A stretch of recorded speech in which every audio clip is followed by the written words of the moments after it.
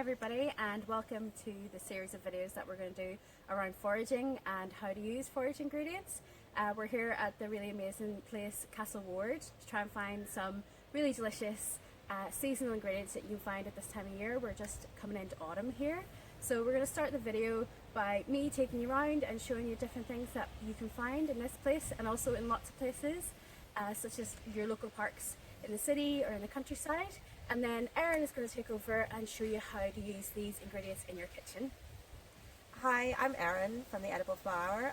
The Edible Flower is a supper club and catering company, and I use lots of wild and foraged ingredients as well as lots of things we grow ourselves at our kitchen garden in Saintfield. I'm going to be working with Claire over this series of videos. She's going to collect some beautiful ingredients, and then we're going to go back to the Edible Flower kitchen and we're going to cook up some really nice recipes that hopefully you guys will be able to recreate at home.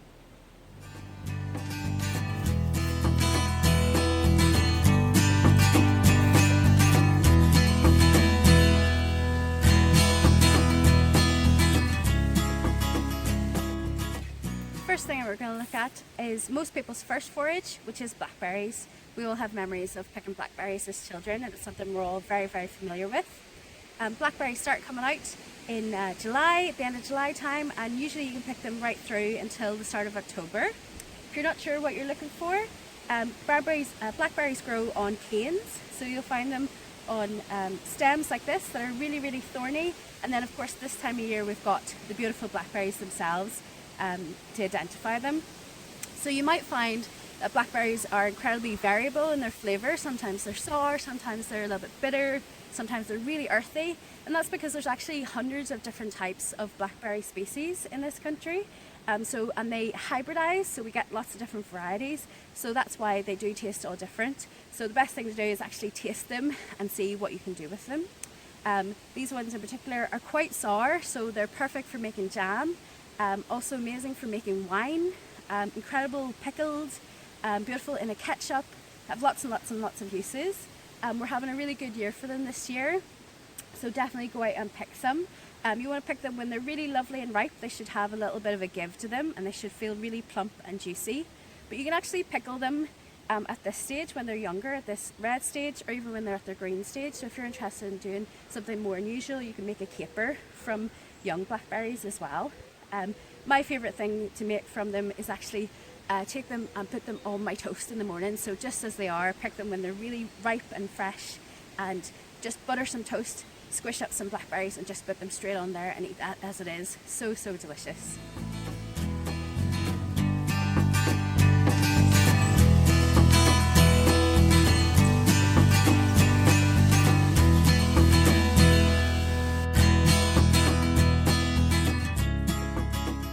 We're going to make is blackberry and sweet geranium jam. So these are beautiful blackberries that we foraged earlier, and actually I've had them in the freezer. If you're collecting blackberries and you don't have time to do anything with them, they freeze really well. Just pop them into the freezer and then you can defrost them, and that's really great for making jam or making pies. Basically anything where you're going to cook the blackberries, it's fine if the blackberries have been frozen. Blackberries aren't super high in pectin, and pectin is what helps your jam set. So we're actually going to add some apples to the blackberries as well, because apples have a bit more pectin in them, and that's going to help the jam set. So what we're going to do is we're going to make a little apple puree, and then we're going to add that to the blackberries, and then we're going to add the sugar, and we're going to boil it all up together until the jam reaches its setting point, and I'll show you how you can check for that, and then we'll jar it up. So I'm going to use some Bramley cooking apples, which are in season at the same time as blackberries, so that's perfect. But you could really use any apples for this. You could even use crab apples if you wanted, which we're talked about in our rosehip and hawthorn ketchup recipe. But you could use crab apples in a similar way and put them into the jam. But we're going to use these Bramley cooking apples, and I'm just going to peel them and chop them up a bit, and then we're just going to cook them down for a couple of minutes, basically until they turn into a mush, and we're going to add that kind of apple puree to the jam. So I'm just going to take out the core and the seeds. Actually the core and the seeds of apples have loads and loads of pectin in them. So if you are cooking another type of jam where you're worried about the pectin, you can actually put, if you're worried that it's not going to set, you can actually put the skin and the pea and a few of the seeds of an apple into a little muslin bag and use that, boil it up with the jam, and that will help your jam set because the pectin will be kind of released from the things. But there is a bit of pectin in blackberries, and there is a bit of pectin in apples, so this should be plenty to set the jam. I tend to not use, you can buy special jams that have pectin in them, and I tend to not use them so much because sometimes you get a really hard set on the jam and that's not so nice. So I tend to just use normal granulated sugar and then try and like add pectin through other means, using apples, you can use lemons, you can add red currants in to a jam.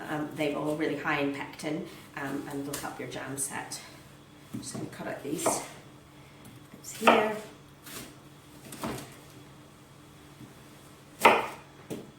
This is about 400 grams of Bramley apples, and we're going to do a kilogram of blackberries and 800 grams of sugar. You can taste the blackberries to see how sweet they are. If they're really sweet, you might need to use a bit less sugar. These are kind of medium sweetness, I would say, so I'm using kind of the standard amount of sugar that I usually use. So the apples, just chop them up. I'm just going to pop them on the hob here, and then I'm just going to turn the hob on, add a little splash of water, and let them cook down. 3, 2, 1. So we've got our kilogram of blackberries in here. So as I said earlier, I had frozen these, so I took them out of the freezer this morning and I'm cooking them this afternoon, so they've mostly defrosted before I start to put them on the heat. And I'm just going to let them soften down a little bit before I add the sugar and the other flavourings, because when you're making jam, what you want to do is let the skins kind of soften and burst before you add the sugar, because that should give you a nice soft jam. If you add the sugar too early, it can sometimes make the skins a bit hard. So we're just going to let those kind of cook down there on a kind of medium heat. And I'm going to add to this jam sweet geranium, which is a kind of a plant or a herb that we grow in the garden, and it's called Pelargonium graveolens, and is its Latin name, and it has this kind of lovely, kind of rosy lemony scent, and it's really delicious with all sorts of different fruits. So great with blackberries, great with like all the stone fruits like nectarines and peaches. And you can use it kind of chopped up really finely in cakes or in jams, or you can put it in with fruit when you're poaching it. Really beautiful leaves as well. I'm going to use about 5 leaves here. I tend to use kind of, when I'm making it in jam, I tend to use about 1 leaf per jar of jam. And I'm expecting to get probably 4 or 5 jars of jam from this batch. So I'm going to use 5 leaves. Just going to chop it up really finely, and then we can add it into the jam once we add the sugar and apples in as well. You need to chop it quite finely because the leaves are kind of a bit sort of kind of thick and a bit kind of almost like they've almost got little hairs on them. So you want to kind of chop it up quite fine so that you don't have any kind of like big bits of sweet geranium in your jam. You can use it in jellies as well if you're making like kind of jellies, like maybe you're making a damson jelly or a blackberry jelly or something like that. You can put it in there as well, you know, in whole leaves, and then just fish them well, strain them out when you're straining out all the bits and pieces for your jelly. So that's probably fine. And our blackberries are softening up here quite nicely, so almost ready to add the sugar in. And that's pretty much burst most of them.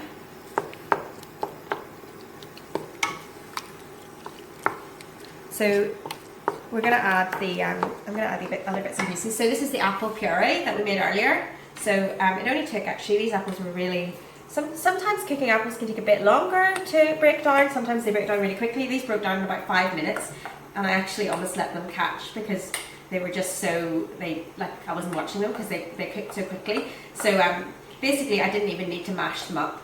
I just put them in the pan and boiled with a bit of water, and they boiled them, or put them over kind of medium heat and let them cook. And when I took the lid off the pan, they were already mashed up like this basically.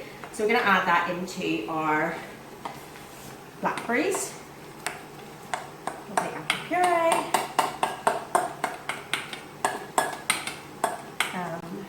Scrape all those bits out, and then we're going to add our sweet geranium in. So finely chopped sweet geranium. So we've got the apple puree in and the blackberries in. I'm going to give that a good stir, and then I'm going to add in our 800 grams of sugar. With jam making, you can reduce the amount of sugar a bit, but you don't want to reduce it too much, because basically if you want your jam to keep, if you're not making a fresh jam, if you want your jam to keep, sugar is what is the preservative in your jam. So it is what's creating, you know, so that you can keep your jam for a couple of months or even a year if you want to keep it, though it is better, fresher. So even jam that's made with lots of sugar is still better when it's a bit fresher. But you don't want to reduce your sugar content too much, because your jam won't keep very well and it might not set very well either. So just going to stir that until the sugar dissolves over a medium heat, and then once the sugar's dissolved, I'm going to turn it up nice and high, and I'm going to boil it until the jam's set. And that's one of the kind of tricky things about jam making, is how to know when it's set. But we're going to show you. I'm going to boil it for about 7 minutes. I actually have a thermometer, and if you have a thermometer, cooking thermometer, you can check when your jam's set, because if it reaches 104 degrees Celsius, then your jam will definitely set. But I'm also going to show you a way of checking if you don't have a jam thermometer. So that sugar's all dissolved. I'm going to turn the heat up nice and high, and we're going to boil it away for about 7 minutes, and then we'll check on it. So we've been boiling the jam now for about 10 minutes. It actually took a wee bit longer than I expected, so I've been letting it boil for about 10 minutes, and then the bubbles start to kind of be a bit quieter, and then you know that your jam is kind of getting towards set. I've actually used a thermometer to check that this is at 104, so it should be set now. But a good way of testing it is, if you haven't made jam before and don't have a thermometer, is to put a saucer or a plate in the freezer, and then just put a little bit of jam onto your really cold plate. And then what we're going to do is we're going to pop it in the freezer for a couple of minutes, and then we'll just take it out of the freezer and see if the jam wrinkles. Basically, you're kind of accelerating the cooling process, and that's therefore showing you whether your jam is going to set when it cools down. So I'm just going to pop this in the freezer, and then we'll have a look at it in a couple of minutes. So we put the jam in the freezer for a couple of minutes, and we can just see, you can really see just that it's set there. But if you want to test, you can just push it slightly, and you see that the kind of the top of the jam like wrinkles slightly. If it wasn't set, it would be kind of much more kind of sort of watery, and you wouldn't see that kind of nice wrinkle in it. So that jam's definitely set, so we can just jar it up now, and I'll just show you. So I've got some jars here that I've sterilised. You can sterilise jars either by putting them through the dishwasher on the hot setting, but you need to use them when they're warm, so you need to do that not too long before you want to use them. Or you can just clean them really well with very liquid and water, and then put them into an oven at about 140 degrees to dry for about 15 minutes, and then they'll be sterilised. And to sterilise the lids, what you want to do, this is obviously to stop your jam kind of going off. If you're going to use your jam really quickly, you can just pop it in a Tupperware and put it in the fridge, or pop it in a jar and put it in the fridge. But if you want to store it at room temperature for a while, then you want to sterilise your jars. To sterilise your lids, you just pop them in a pot of hot water or boiling water and boil them for a couple of minutes, and then that'll make them sterile. So I actually have a jam pan that has a nice little lip on it, so I'm just going to pour my jam directly into the jam jar. If you don't have a pan with a little lip on it, then you can just use a ladle, but you need to make sure you've sterilised that as well. Just put it through, you know, with a bit of boiling water over or something to just make sure that it's sterile. I'm just going to pour the jam into the jars.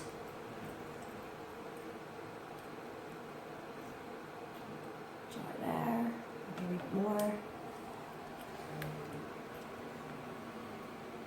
When you're making jam, sometimes if you make jam, you'll find that there's quite a lot of like scum, sort of like a kind of white or pale pink in this case, kind of scum that floats to the top of your the top of the jam. You can skim that off just using a spoon and remove it. It's just kind of impurities coming out in the fruit, and it's probably something you don't really want to eat, and it'll kind of not look so nice on the top of your jam. So it's worth skimming it off. But actually, in this case, we didn't really have any of that today, so that was great. So I didn't actually skim any off. But if you see it, just skim it off with a spoon and set it to the side, and just continue to boil your jam up. So that's our blackberry jam. I'm going to put the lids on, and then I'm just going to show you how we would serve it.